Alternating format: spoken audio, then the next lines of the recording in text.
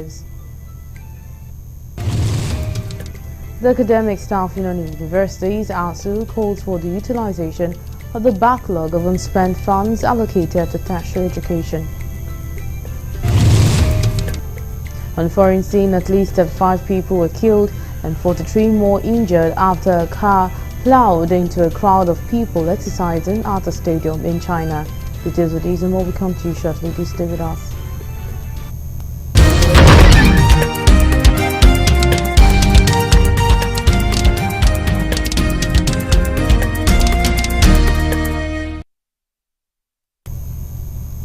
And now the news in full.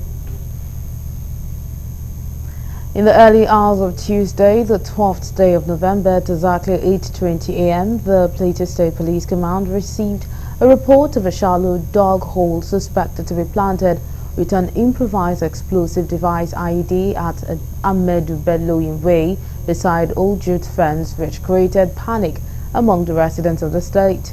Upon receiving this report, the Plateau State Commissioner for Police, CP Emmanuel Olubenga Additional, immediately ordered the area commander, Metro, and the officer in charge of the command's explosive ordnance disposal unit, also known as anti-bomb squad, to mobilize a team of bomb technicians to the scene in collaboration with the divisional police officer, DPO, to assess the situation and take necessary actions. On reaching the scene, the area was immediately condoned and the EOD team began examination. Upon conclusion of the examination, the hole was found to be safe and free of any explosive devices. The Plateau State Commissioner of Police, CP Emmanuel Olubenga Additional, and other members of his management team also visited the scene for an on-the-spot assessment.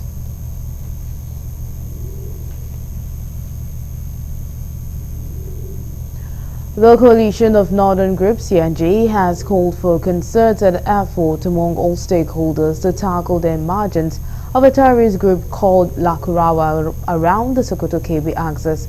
The coalition particularly charged local, state and federal authorities on one hand and communities, religious and traditional leaders on the other hand to join hands together to confront this new common threat. CNG, in a statement issued and signed by International Coordinator Comrade Jamilu Aliu Chanchi at the end of its meeting in Abuja, said the development poses yet another threat to the safety and security of residents and has the potential to further destabilize an already vulnerable region if left unchecked. The group revealed that report indicates that the Lakurawa group has begun establishing itself with intentions that appear to mirror the tactics of other violent organizations that have over time spread terror across the region.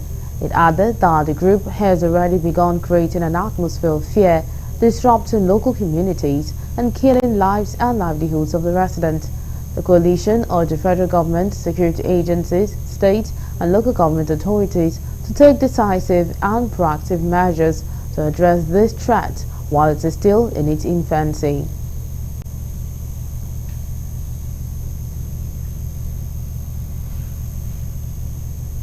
The Academic Staff Union of Universities (ASU) has called for the utilization of the backlog of unspent funds allocated to tertiary education.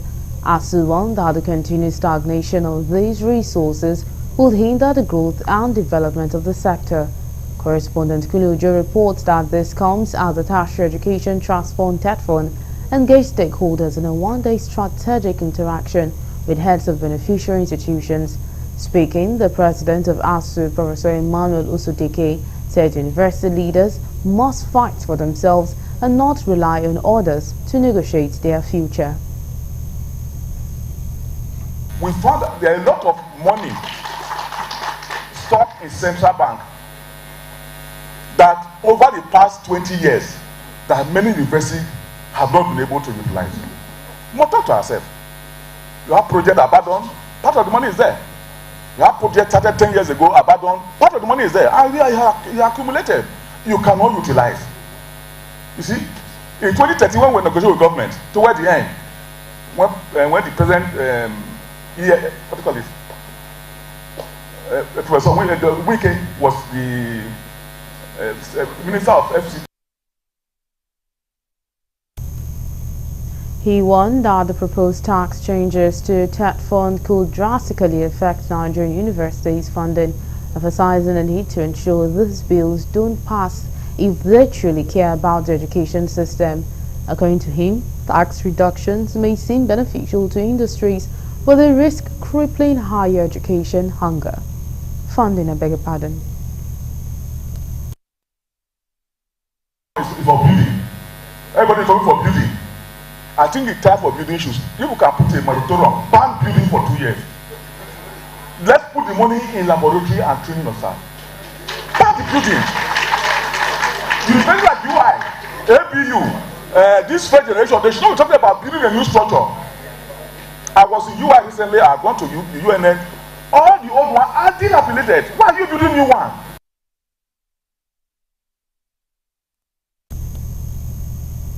Alright, we have Dele Tajuddin, who is the Southwest Zonal Chairman IPMAN, joining us to discuss on all marketers signing deal for local purchase of fuel. Thank you so much for joining us at this time.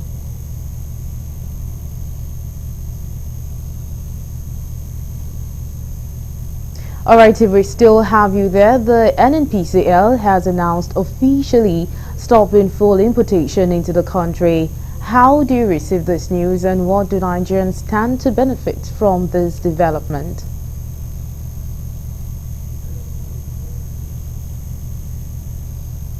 I think we all know the implication of importation, not limited to petroleum products alone.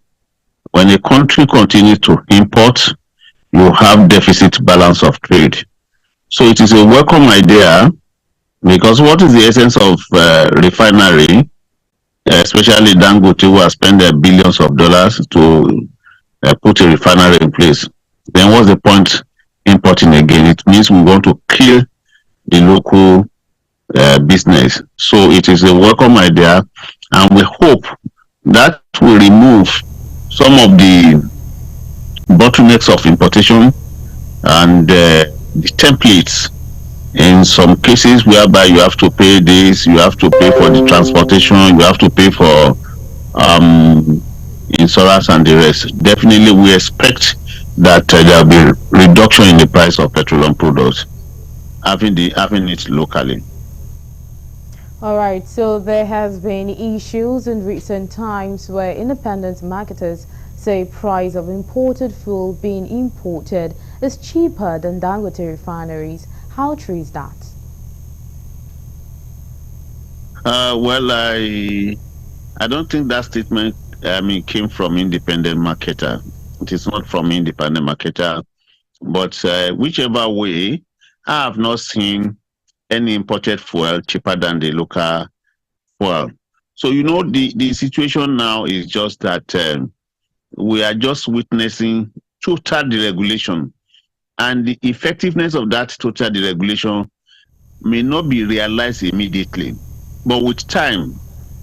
I can tell you for free today that the price of PMS from depot before this time was like 1,030, 1,026. As at last week, and up to today, it has come down to 1,010, 1,012 naira. So the regulation is working. So by 1 or 2 weeks thereafter, it may come to 1,000 or below 1,000, which we expect. All right, so lastly, if I let you go, public opinion seem to worry about monopoly and lack of competition. But do you think this latest development will help bring price of petrol down? Definitely, I want to advise the masses not to be afraid of monopoly. So far, so good now. Since the market is deregulated and fully deregulated, there won't be monopoly again. There won't be a monopoly again. Dangote alone will not be the key player in the industry. Yes, he's a major key player in the industry, but you can take it for free that others will come in and it will be a competitive market. And I can assure masses that in no distance time, we'll start feeling the impact of food regulation. That is, we have it in abundance. If you look at the filling stations now, there's no queue again. In fact, in some stations, you don't even have anybody there. So by the time they are not selling, they will definitely force the price down. Everybody will have to come down on their margin. If you are making 10 naira margin before, nobody's going to tell you before you come down to maybe 5 or 6 naira margin, as the case may be. So let us be rest assured, since there is that the product has been deregulated fully, we will witness a better future in terms of product supply and in terms of pricing. All right, thank you so much for being a part of the news at this time. We really appreciate it. Thank you very much. All right, and that was Dele Tajuddin, the Southwest Zonal Chairman, IPMAN. And now moving on to other stories.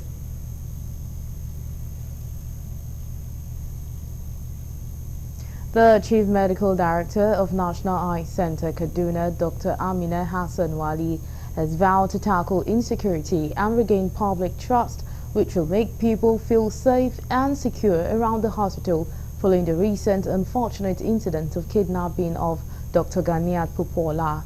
Fielding questions from newsmen, Dr. Hassan Wali also said, after taking briefing from the former acting Chief Medical Director, she was resolved to reach out to the state government and others to resolve matters surrounding land disputes amicably so as to foster peace and harmony. She added that the National Eye Center was established to be the apex eye hospital in Nigeria, while appealing to staff of the hospital to maintain this by being productive at work, selfless in service delivery, so as to satisfy the need of patients. Earlier, the immediate past acting Chief Medical Director, Dr. Amina Abdurrahman, while commending on the safe release of Dr. Ganiat Popola, said she prays she regains her health and resumed duty following the unfortunate incident that took her away for so long. I can't do that without other things, that especially security. We have to look at the issue of security, how to tackle it so that we can gain the confidence of people that are going to come to National Eye Center. Then another thing is also not just the clinical aspect. The other non-clinical staff need to be trained, especially now is a digitalized world, isn't it? Security, because that was the biggest challenge. We all live in the northwest of Nigeria. That has become the ground zero of banditry, kidnapping, and so many other criminal activities. And this came right to our doorstep. So because of that, I've had to engage with different security agencies. I've had to think outside the box. I've had to run from pillar to post and do everything possible to see that our sister, our doctor, our staff.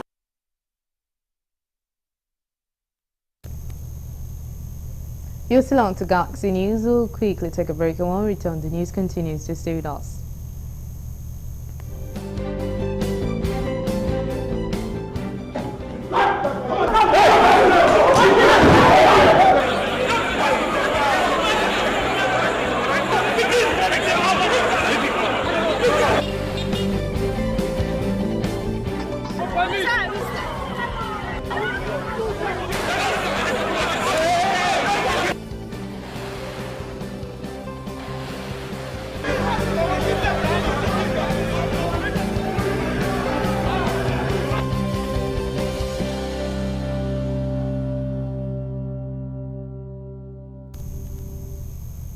We're glad to have you back. Now, for more updates and latest news, please visit our website www.galaxytvonline.com.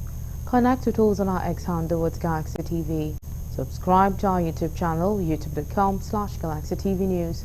You can follow and interact with us on our Facebook page, facebook.com/GalaxyTV.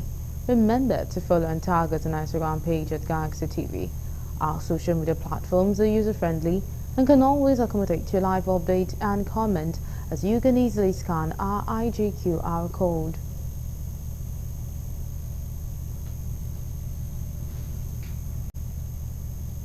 Senator Monday Okpebholo and Honorable Dennis Idahosa have been sworn in as Edo State Governor and Deputy Governor, pledging to uphold the Nigerian Constitution. The Chief Judge of Edo State, Justice Daniel Ukomboa, administered the oath of allegiance and oath of office on the governor at exactly 12:54 p.m. on Tuesday, 12th November 2024, at the Samuel Bumudium Stadium in Benin City, the Edo State capital. Senator Okpebholo, while repeating after the Edo State Chief Judge, stressed on the Constitution, which he is bound to uphold. The Deputy Governor, who followed suit after the Governor, also toed the line of the Governor in upholding the Constitution.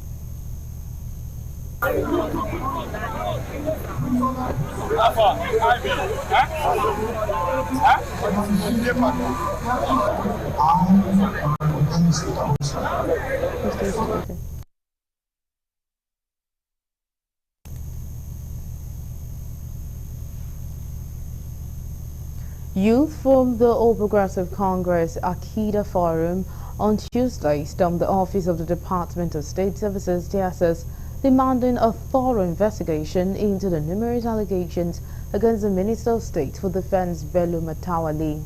The protesters with placards of various inscriptions maintained that the call is not intended to discredit the minister, but to protect the interests of millions of Nigerians and uphold the integrity of the president, security agencies, and particularly the intelligence community.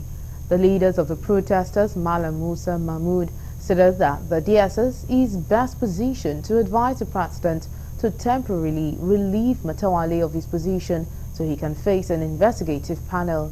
Mahmood noted that Matawalle needs to clarify his alleged connections with certain individuals, including Bello Tagoji, Musa Kamarawa, and Arozuru.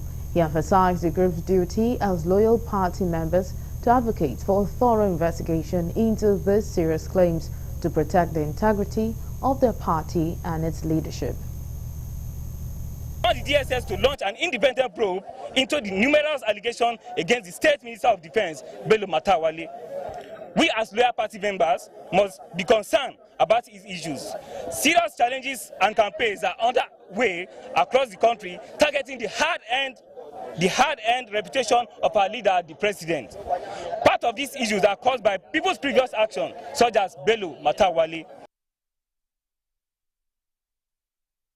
From the DSS office where we submitted this document, it goes like this: an urgent national concern affecting millions of Nigerians.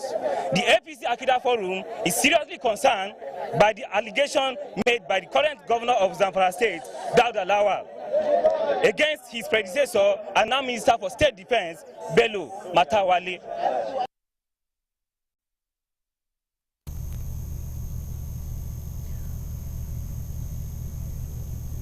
As part of measures to ensure that Rivers youth fulfill the dream of undergoing training in arts and culture, Rivers State Governor Siminalayi Fubara has promised to rehabilitate the art and culture building abandoned by the administration of the former governor of the state and FCT Minister Nyesom Wike. Governor Fubara made this known while inspecting the facilities and failed portion of the building in Port Harcourt, the Rivers State capital. According to the governor, his visit to the building site is to access and see how it would be put to use. We're here to assess this facility. It's an arts facility that was constructed by the previous administration, and for a while it has not been put to use. As you can see for yourself, the facility is in a deplorable state. We are looking at the possibility of fixing it to encourage our young ones that are into art and culture. We tend to bring up a training school, and part of our program is to use this particular facility as a base for. And I'll move over to the foreign desk for more news.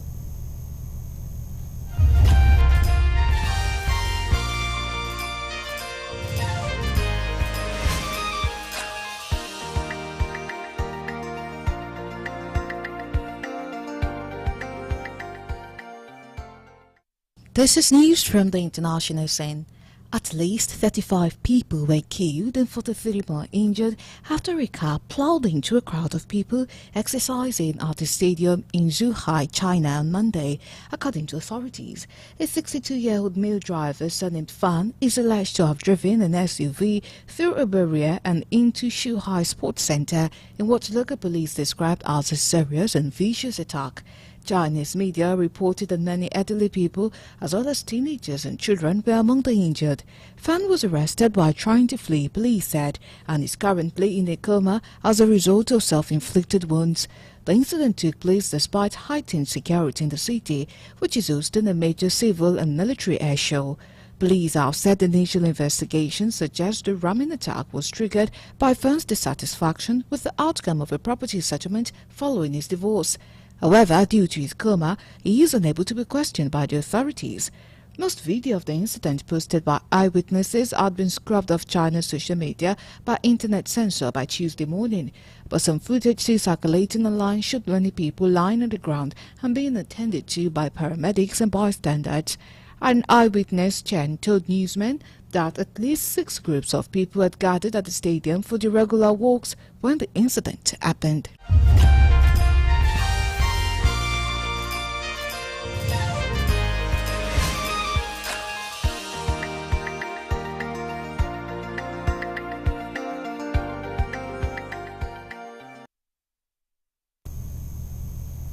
And that's all we have on Galaxy News. Do join us by 9 p.m. for more news. My name is